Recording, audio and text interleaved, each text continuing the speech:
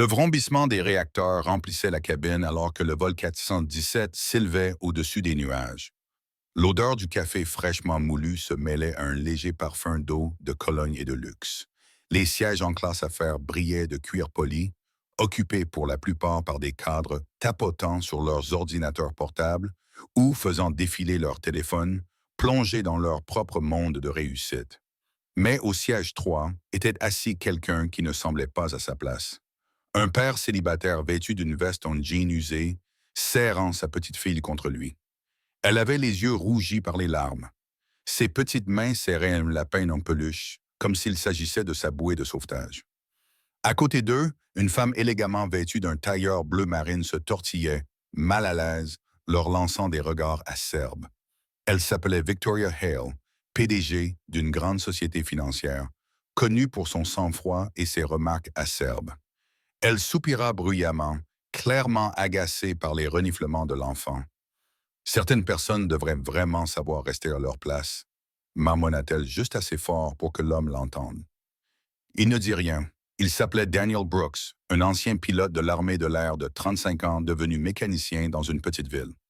Le billet lui avait coûté presque toutes ses économies, mais cela en valait la peine. Il emmenait sa fille Lily à New York pour une opération cardiaque cruciale, une dernière chance de sauver sa fragile vie. Le monde ne voyait pas son histoire. Il ne voyait que ses bottes éraflées et ses vêtements bon marché parmi les costumes. Victoria leva les yeux au ciel, tandis que Lily gémissait doucement. La classe affaires devrait être réservée aux affaires, murmura-t-elle à nouveau. Daniel regarda par le hublot, le cœur serré, faisant semblant de ne pas entendre. Il était habitué au jugement. Il le suivait depuis le décès de sa femme. Depuis qu'il avait dû apprendre à élever Lily seul, les moteurs rugissaient de plus en plus fort alors que l'avion montait dans un ciel bleu parfait. Les hôtesses de l'air se déplaçaient gracieusement dans l'allée, servant des plateaux de petit déjeuner. Tout semblait normal jusqu'à ce qu'une secousse soudaine secoue violemment l'avion. Les ordinateurs portables tombèrent bruyamment sur le sol. Les passagers haltèrent tandis que l'avion tremblait. Les lumières clignotèrent une fois, deux fois, puis s'éteignirent. Une alarme étouffée retentit depuis le cockpit. La panique se répandit comme une traînée de poudre. La voix du commandant de bord retentit dans l'interphone, tendue et urgente. « Mesdames et messieurs, ici votre commandant de bord. Nous rencontrons une panne hydraulique critique. Veuillez rester calme. » La cabine était tout sauf calme. Les gens hurlaient, des masques à oxygène pendaient au plafond. Les hôtesses de l'air tentaient de maintenir l'ordre, mais la peur envahissait tous les cœurs. Victoria pâlit et s'agrippa à l'accoudoir. Son arrogance précédente fit place à une incrédulité tremblante. La voix du pilote retentit à nouveau, cette fois-ci plus désespérée. Si quelqu'un à bord a une expérience dans le domaine de l'aviation, militaire, commerciale, peu importe, veuillez vous présenter immédiatement. Les mots restèrent suspendus dans l'air. Le silence s'ensuivit. Puis le commandant de bord apparut dans l'allée, se précipitant vers la classe affaires, ses yeux scrutant chaque visage. Il s'arrêta brusquement près de la rangée de Daniel. « Monsieur, s'il vous plaît, êtes-vous Daniel Brooks? Vous figuriez sur la liste des passagers avec un dossier de l'armée de l'air. » Victoria tourna brusquement la tête vers Daniel, la mâchoire tombante. L'homme qu'elle avait rayé, assis à côté d'elle avec un enfant qui pleurait, était maintenant invité à aider à piloter l'avion. L'expression de Daniel se durcit, un mélange de calme et de détermination. « Oui, monsieur. Ancien pilote de F-16, quelle est la situation? » La voix du commandant de bord tremblait. « Panne hydraulique. Nous avons perdu le contrôle partiel de la queue et un moteur surchauffe. Nous sommes à 30 minutes de la zone d'atterrissage la plus proche. J'ai besoin d'une autre paire de mains immédiatement. » Daniel souleva doucement Lily et la tendit à l'hôtesse de l'air. « Restez avec elle, murmura-t-il. » Puis il se tourna vers Victoria, dont les yeux étaient écarquillés de stupeur. Pendant un instant, leurs regards se croisèrent, le sien rempli de courage, le sien de culpabilité silencieuse. Sans un mot, il suivit le commandant de bord vers le cockpit, l'index pointé vers la droite avant de continuer. Si vous croyez aux secondes chances, au courage et au pouvoir de la gentillesse, prenez un moment pour aimer, commenter, partager et vous abonner. Votre soutien nous aide à donner vie à d'autres histoires émouvantes comme celle-ci.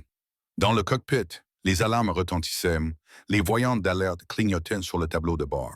Daniel se glissa dans le siège du copilote, les mains fermes, l'esprit concentré. Sa formation prit immédiatement le dessus. Parlez-moi, dit-il.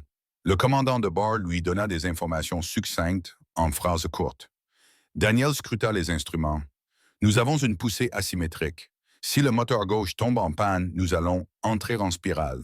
Nous devons rediriger la puissance et stabiliser la queue manuellement. Le commandant de bord acquiesça, la sueur perlant sur son front. Vous pensez pouvoir y arriver? Daniel plissa les yeux. Nous n'avons pas le choix. Il saisit le manche à balai.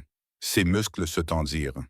L'avion fut à nouveau secoué par des turbulences. Dehors, des nuages sombres s'amassaient à l'horizon. Les jointures du capitaine se crispèrent sur la manette des gaz. Daniel ajusta les volets, recalibra l'angle de descente et passa en mode manuel pour contourner l'assistance hydraulique. Chaque seconde était une lutte contre la gravité, contre la peur, contre le destin lui-même. Que moi dans la cabine. Le chaos avait laissé place à une terreur silencieuse. Les passagers se tenaient les mains. Victoria était figée, son esprit repassant chaque mot cruel qu'elle avait prononcé.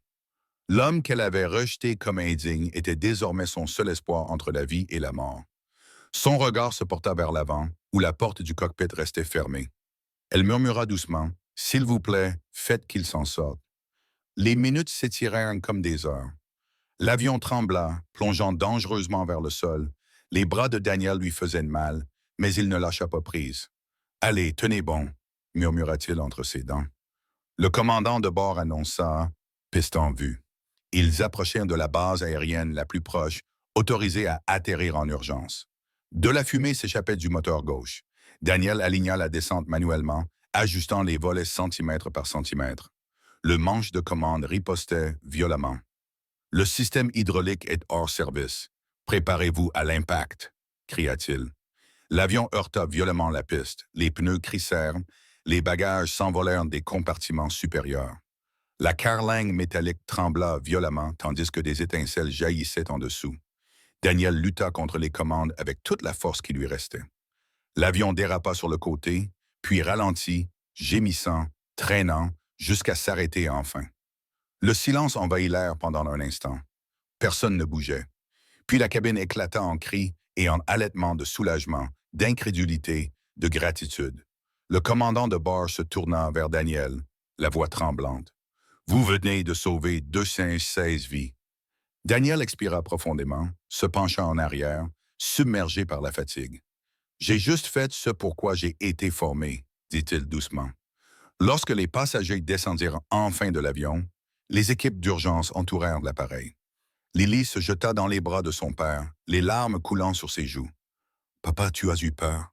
murmura-t-elle. Il sourit doucement. « Un peu, mais je devais être courageux pour toi. » Victoria se tenait à quelques mètres de là, observant les retrouvailles, les larmes aux yeux.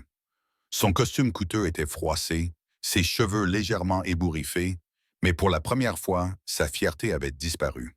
Elle s'approcha lentement, le visage marqué par la culpabilité. « Monsieur Brooks, je vous dois des excuses, » dit-elle d'une voix tremblante. « Je vous ai jugé, je me suis moqué de vous, et pourtant vous nous avez tous sauvés. » Daniel la regarda avec douceur. Parfois, les gens voient ce qu'ils veulent voir, mais nous menons tous des combats que les autres ne peuvent pas mener. Elle acquiesça, les yeux brillants. « S'il y a quoi que ce soit que je puisse faire pour vous ou votre fille, » sourit-il faiblement. « Soyez simplement plus gentil la prochaine fois. Cela suffira. » Victoria essuya une larme. Pour la première fois depuis des années, elle sentit quelque chose changer en elle. Une prise de conscience humiliante que le succès et la compassion pouvaient coexister dans un même cœur. Elle regarda Daniel prendre Lily dans ses bras et se diriger vers l'ambulance qui les attendait pour les emmener à l'hôpital, tandis que les gyrophares s'éloignaient. Victoria murmura, « L'homme que je pensais ne pas être à sa place ici était celui dont nous avions tous besoin. » Quelques semaines plus tard, les chaînes d'information du monde entier relayèrent l'histoire. Un père célibataire sauve un avion après une panne hydraulique. Les réseaux sociaux explosèrent de gratitude. Les gens le qualifiaient de héros, mais Daniel se moquait de la célébrité. Tout ce qui comptait, c'était que l'opération de Lily avait été un succès et qu'elle souriait à nouveau. Un soir, alors qu'ils étaient assis près de la fenêtre de l'hôpital en regardant le coucher de soleil, Lily pointa le ciel du doigt. Papa, tu voleras à nouveau un jour? Daniel a souri. Peut-être, mais pour l'instant, je veux juste être ici avec toi. Il l'a serré contre lui, sentant la chaleur de son cœur battre. Au fond de lui, il savait que même dans les moments les plus sombres, le courage, l'amour et la foi pouvaient permettre à n'importe qui de continuer à voler.